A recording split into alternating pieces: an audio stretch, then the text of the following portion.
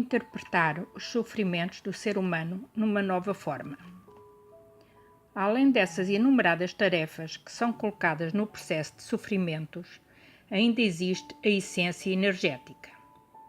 Os sofrimentos estão ligados num conjunto de determinados tipos de energia em matriz e com a construção na sua base de certas qualidades humanas. Passando por situações de vida, fazendo ações nelas e passá-las através de seus sentimentos, a pessoa acumula certas qualidades da alma. Se ela decide a situação corretamente, então está a ganhar as energias necessárias nas células da matriz. Mas se as situações estão resolvidas de maneira errada, então a matriz não recebe a energia necessária e as qualidades não se constroem. Por exemplo, pelo seu programa, a pessoa deve ganhar a simpatia aos pobres e doentes da comunidade, o amor por os outros, a bondade, a compaixão. Mas esta pessoa, egoisticamente, só satisfaz a si própria e não está a acumular qualidades necessárias. Portanto, na próxima vida, enviam-lhe as situações críticas, em quais esta pessoa deve lutar por sua vida e vida dos seus próximos. Ela passa por acontecimentos terríveis, sofrimentos, e apenas depois disto, tudo nele surgem tais qualidades, como a compaixão, amor para o homem, piedade, abnegação e até mesmo sacrifício de si próprio por alguém. Quando a pessoa está pronta, sacrificar a sua vida por vida da outra pessoa. Ou seja, quando a pessoa própria não quer ganhar as qualidades divinas de boa vontade, ela é obrigada forçosamente a fazer isto, passando por todos os tipos das condições de vida. Os sofrimentos ajudam ao indivíduo a construir nas células da matriz, sobre energias positivas, altas qualidades de amor, compaixão, generosidade, responsabilidade, etc. E o indivíduo que não ajuda e não se commisera às outras pessoas, que vive apenas em seu próprio prazer, abundância, plenitude, contentamento, acumula tais qualidades negativas como insensibilidade, crueldade, a indiferença, a ganância. E com tais qualidades da alma, o indivíduo pode entrar apenas no sistema negativo, mas não para Deus. Mas vamos nós perguntar, é possível ganhar os sofrimentos para si fazendo boa ação? Na vida moderna, muitas pessoas estão a tentar viver decentemente. Elas não violam as leis, fazem boas ações, tentam ajudar aos necessitados, conscientemente executam as suas responsabilidades profissionais e familiares. Mas se a pessoa, neste caso, não vai pensar sobre as consequências das suas ações, mais cedo ou mais tarde ela vai ganhar para si a punição mesmo fazendo boas ações. Afinal, o bom às vezes pode se transformar no mal. Por exemplo, o pai, querendo aliviar a situação do seu filho, faz por filho as tarefas da escola. Ele está a impedir a acumulação de qualidade necessária por alma do filho, ou seja, está a contribuir para a degradação do filho. E para que isto não aconteça, o pai deve explicar-lhe o que ele não entende, para que o filho possa decidir tudo sozinho. Ou os pais muitas vezes, por bondade deles, dão aos seus filhos o dinheiro, não querendo limitá-los em meios. E as crianças, sem os pais saberem, começam a fumar e a usar drogas. Começam a perseguir as tentações. No resultado final, o bem dos pais transforma no mal para filhos deles. Eles degradam e os pais recebem punição na mesma vida. Eles sofrem profundamente quando seus filhos se tornam viciados em drogas ou álcool. Em tal caso, a própria pessoa pode ver as consequências de suas boas ações. Ela começa a perceber que, além do ato, ainda existem as consequências, e elas às vezes têm a cor negativa. Mas pelas quais mais razões podem sofrer boas pessoas? Claramente que na Terra há muitas pessoas boas que estão a tentar viver certo, de acordo com as leis de Deus. Durante sua vida, elas acumulam pouco karma, Portanto, a sua vida posterior é relativamente calma, sem qualquer choques. Elas fazem poucos erros, porque as suas almas já atingiram alto nível de perfeição. Mas essas pessoas acham que é difícil viver na sociedade. Para elas, criar completamente vida ideal é impossível, porque a sociedade ainda permanece em um nível muito baixo nas suas relações mútuas, no moral, nas conexões e espirituais. Portanto, estas pessoas decentes vão sofrer das imperfeições da sociedade, do que veem ao seu redor. Sofrimentos de defeitos do corpo. Muitas pessoas sofrem, não das situações, mas de seus defeitos corporais. Elas nascem cegas ou já têm corpos doentes. Suas almas sofrem de suas próprias falhas, o que explica tais sofrimentos. De facto, em cada cidade há pessoas que são cegas desde o nascimento, pessoas com deficiências, crianças com síndrome de Down, etc. Seria de supor que isso é causado por um mau ambiente ou diretamente por alguns distúrbios nos organismos dos futuros pais. Mas isso nem sempre é o caso. Os mestres superiores dizem-nos que nada acontece por acaso. Em tudo escondem-se suas conformidades, leis. E se o corpo físico recebe do nascimento qualquer defeito, então isto é ou punição ou provação, dada à alma da pessoa para uma vida. As razões para a punição do homem por supremos, por exemplo, de cegueira, alguns. Primeiro, razões kármicas. O homem no passado, deliberadamente ou por negligência, privou outro a vista e, de acordo com as leis de causa e efeito, nesta vida recebe a retribuição. Ele próprio agora totalmente sentirá todo o peso de má ação dele. Segundo, de cegueira pode ser punida a pessoa insensível, indiferente ao sofrimento dos outros.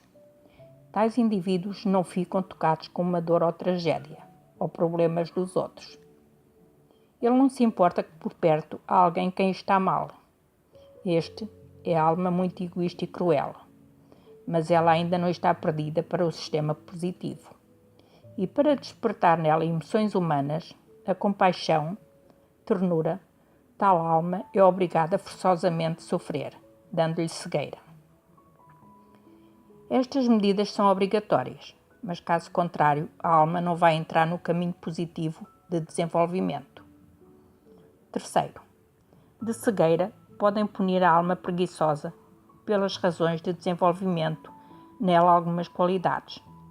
Por exemplo, capacidades musicais, clareaudiência ou clarividência, intuição, tato, olfato, etc. Por exemplo, um jovem sendo cego, devido à força de vontade, desenvolveu o terceiro olho e aprendeu livremente a orientar-se na área circundante, sem a bengala para cegos. Quarto, quanto aos corpos feios, também existem as razões pelas quais a pessoa é forçada a sofrer. Podem ser muito diferentes. Este pode ser a punição por libertinagem, pelos danos causados a alguém em uma encarnação passada, por o alcoolismo ou dependência de drogas e muito mais.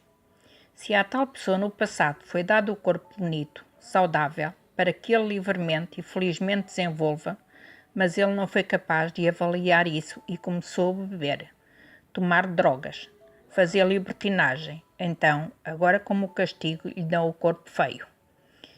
E todas aquelas energias, quais o indivíduo não ganhou quando tinha corpo bonito e saudável, agora ele vai ganhar. No corpo defeituoso, através dos sofrimentos, e desta maneira vai compensar as dívidas energéticas passadas. As razões para a encarnação à alma no corpo defeituoso são muitas, mas tudo dá-se individualmente. Como o pecado humano influencia sobre o seu futuro?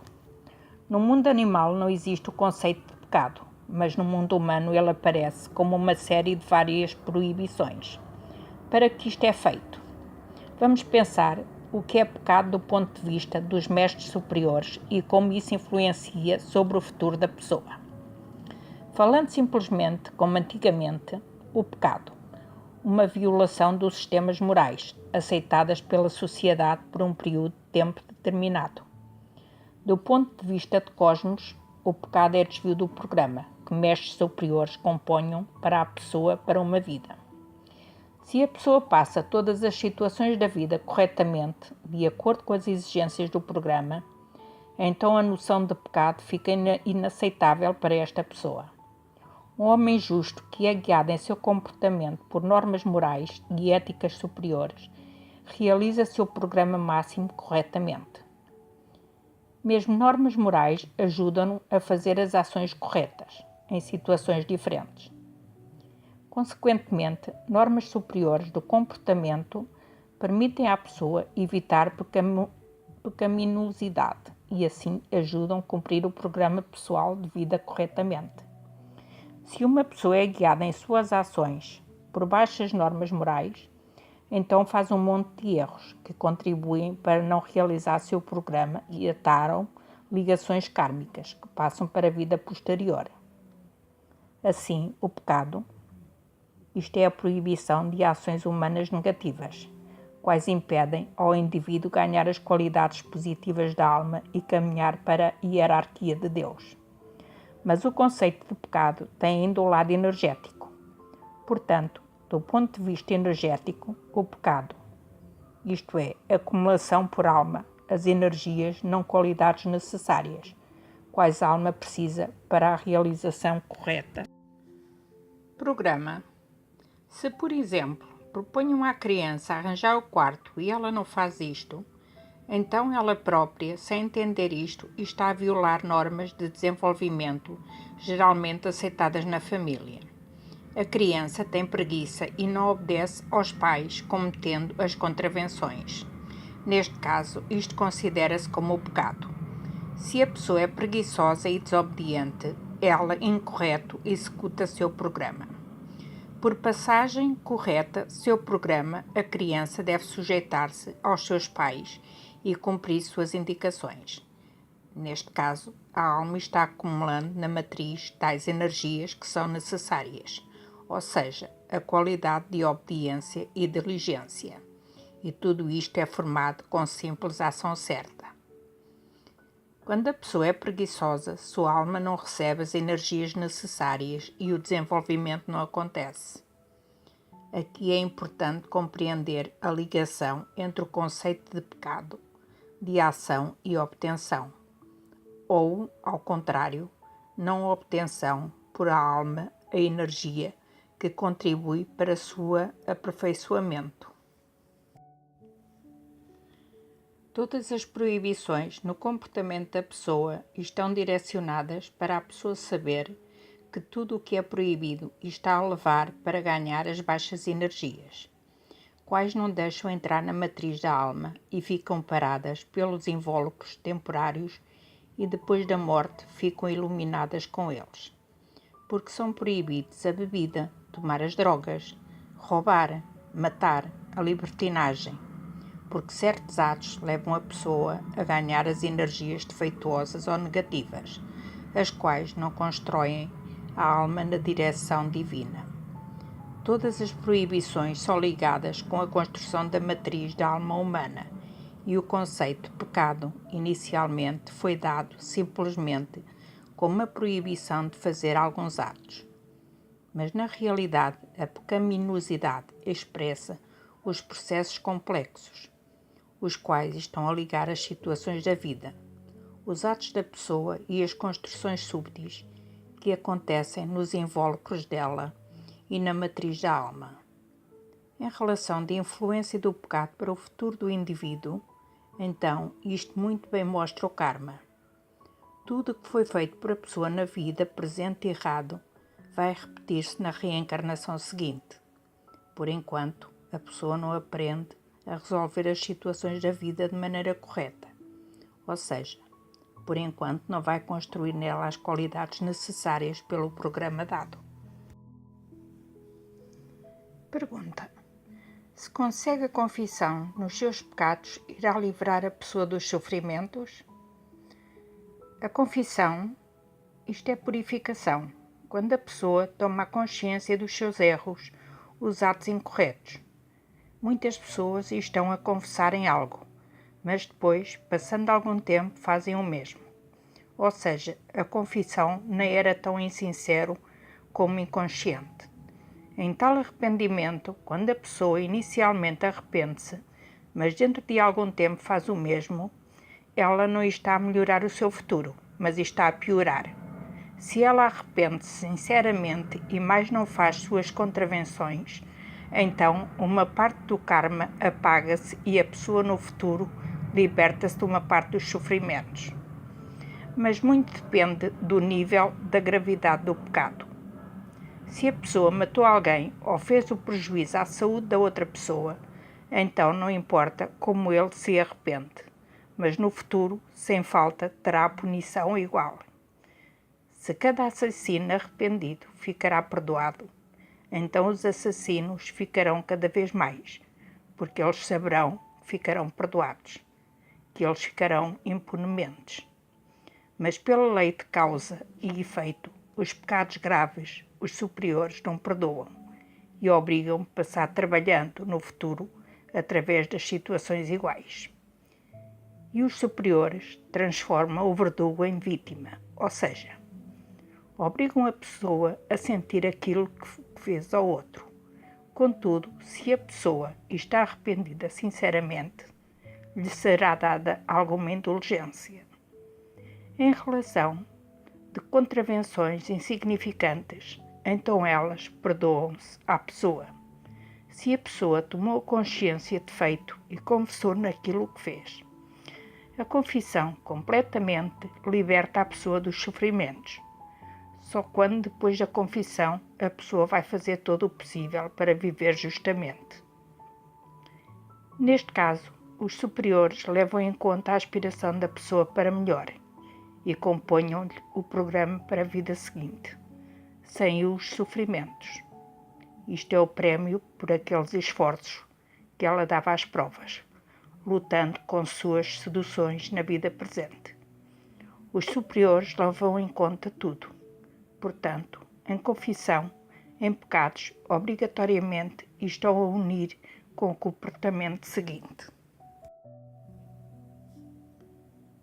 Pergunta: se ficarão os sofrimentos na Terra no futuro? Nós vamos falar apenas dos representantes da quinta raça, que estão a acabar de fazer seus endividamentos e estão a acabar de construir suas inacabadas células das qualidades na matriz da alma. Eles não conseguem passar para a sexta raça, por enquanto, não constroem a eles próprios de uma maneira determinada. Por enquanto, a alma ainda não atingiu o nível necessário do aperfeiçoamento. Ela não pode ser libertada dos sofrimentos. E logo surge a pergunta: porquê? O desenvolvimento transforma a alma cega em que vê.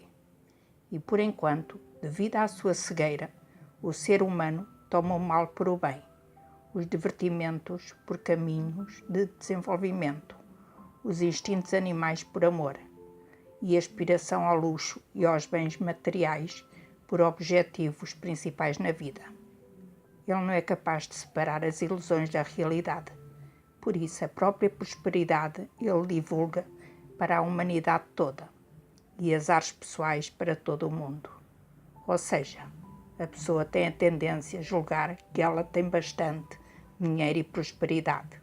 Então, da mesma maneira, ficam todos os outros.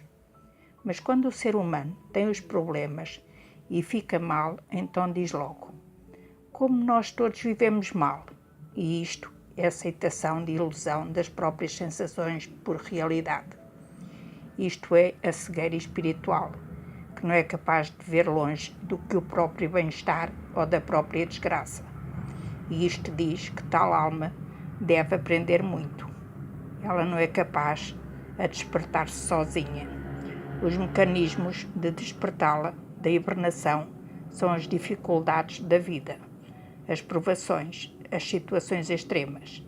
Quem não quer se desenvolver e se orientar nos pormenores da existência presente, daqueles superiores, obrigatoriamente forçam fazer isto, passando-os através das desgraças e dos sofrimentos.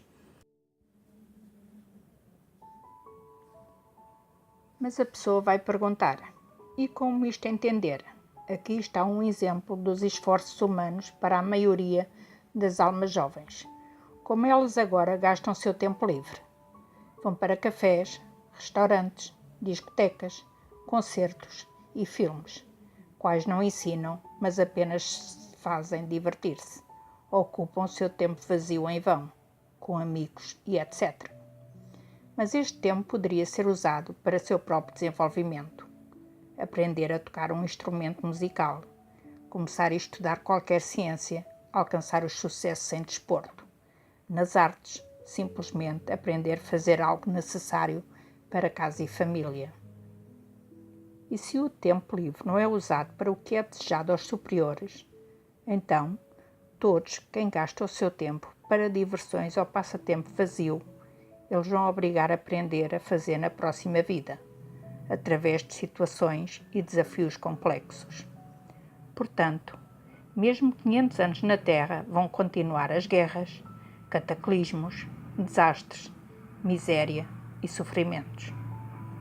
Mas as causas destes sofrimentos estão em imperfeição da alma humana e em falta de vontade do ser humano, voluntariamente aperfeiçoar a si próprio nas qualidades positivas. Para ele será melhor ficar deitado no sofá e olhar para o teto do que fechar o buraco na parede ou reparar a porta. Para a pessoa é dadas opções de caminhos de desenvolvimento, mas a pessoa, a obtenção, a riqueza, leva como propósito de vida prazer. Leva como caminho de perfeição espiritual a vida tranquila, como a coroa das melhores realizações da pessoa. O ser humano confunde o material e o espiritual, a indiferença e a resistência corajosa da alma, a teimosia do burro e força de vontade e espírito sublime, de modo que toda a vida do homem moderno passa em uma mistura do bem e do mal, daquilo que é dado de Deus e do diabo. E só porque o ser humano pensa não como desejam os superiores e escolha não aquele o caminho da pessoa, e dependendo de como ela se comportou depois da confissão dos erros, podem ou não puni-la através das doenças, desgraças, situações complexas na vida, ou libertá-la dos alguns sofrimentos de desenvolvimento. Ele é obrigado a passar por sofrimentos e dificuldades frequentes, através de todos os tipos de comoções. Alegria e bem-estar, a vida cheia de riqueza, não propiciam o desenvolvimento de pensamento e aquelas qualidades da alma das almas jovens que existe o sistema positivo. Eles produzem as qualidades que agradam o hierarca negativo, leviandade, preguiça, vontade fraca e etc. E tudo isto é a razão principal pela qual são dados as situações difíceis e desgraças. Só devido a elas a pessoa começa a pensar sobre a vida. Mas quando o indivíduo vai atingir um certo nível de desenvolvimento e acumula em si tal qualidade como consciência, ele vai conseguir usá-la para o progresso pessoal e será capaz de avaliar corretamente a situação.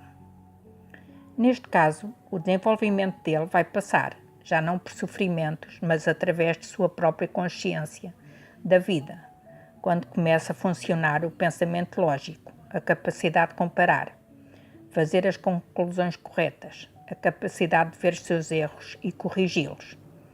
O caminho do desenvolvimento na sexta raça na Terra vai passar através da alta autoconsciência da personalidade.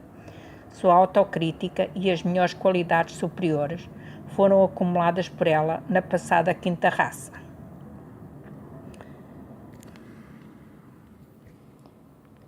Se existem os sofrimentos nos mundos de Deus. Deus, quando era uma pessoa simples e ainda não encabeçava a hierarquia, ele próprio passou no desenvolvimento de muitos mundos.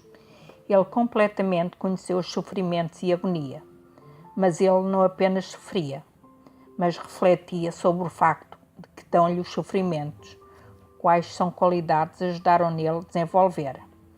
Deus chegou à conclusão de que só os sofrimentos conseguiram dirigi-lo pelo caminho positivo. portanto, o Criador decidiu deixá-los nos mundos baixos como forma de educação em direção positiva. Em todos os mundos de Deus, localizados abaixo de sua hierarquia, os sofrimentos existem. Mas eles, os sofrimentos, funcionam apenas até um determinado nível de desenvolvimento, nomeadamente até primeiro nível de hierarquia divina, e não sobem acima.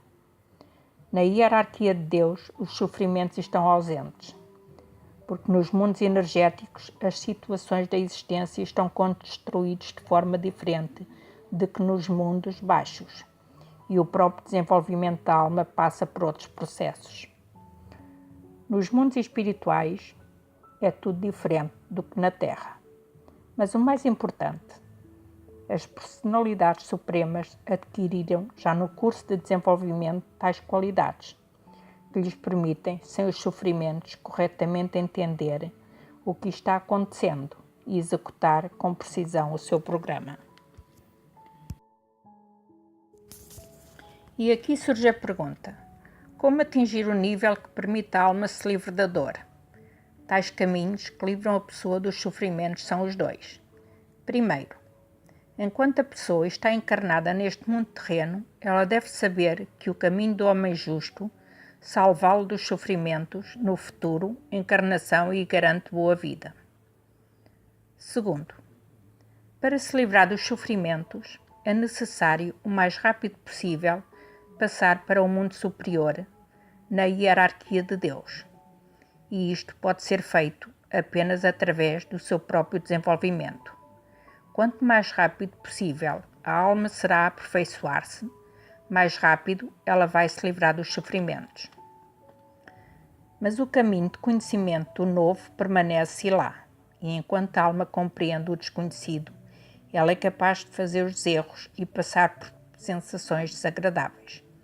Portanto, enquanto a personalidade aprende algo novo, e isto é para sempre, ela não pode permanecer em sensações de alegria completa e beatitude. Estas sensações aparecem nela como uma recompensa por realizações, mas num pequeno período de tempo. A personalidade começa a ver que alguém sabe mais do que ela. Alguém progrediu nas algumas supercapacidades, e o espírito da aspiração eterna para o superior vai obrigá-la a sentir insatisfação com o alcançado e a avançar mais e mais longe. Assim, nos mundos superiores de Deus, os sofrimentos desaparecem completamente, mas permanece um sentimento de insatisfação e aspiração e desejo para a busca eterna do novo.